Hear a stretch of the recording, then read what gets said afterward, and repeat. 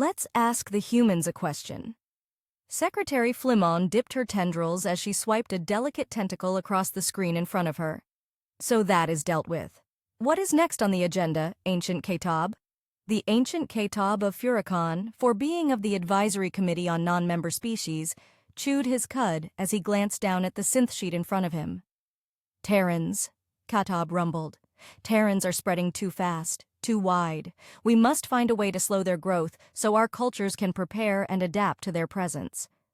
Why don't we turn their natural inquisitiveness against them?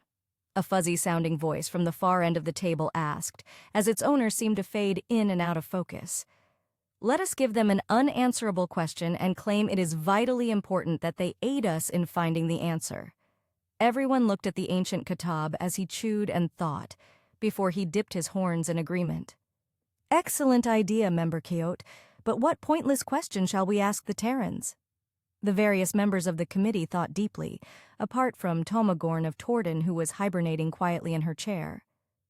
Gentle beings, I have an idea, Flimon interjected quietly. A question so vague and grand it will occupy them virtually forever. A question that no philosopher has ever answered, and will never until the heat death of the universe. Very well, Flimon, Katob said as he unfolded himself from his bench. See to it, will you? Katob rapped a hoof on the floor, bringing the meeting to order. Shall we begin? There is but one item on the agenda. I see the Terrans are still busy expanding. Did they refuse the question? They must have, Kyote said. The question is unanswerable as well as meaningless, but it should take the Terrans ages to realize that.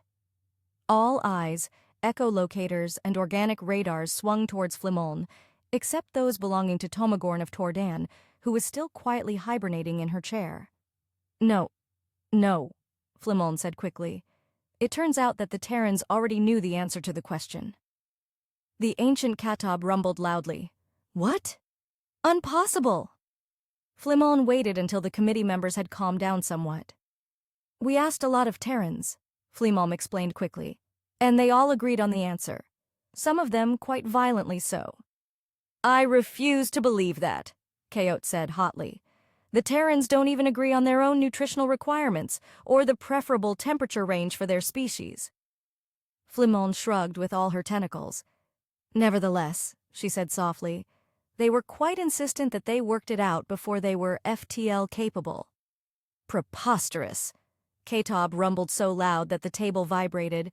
Pure Terran madness and megalomania. Flimon shrugged again. Apparently, the answer is 42. And before anyone suggests it, Flimon added, the Terran government has officially and with some force stated that it is not a Terran priority to find the question.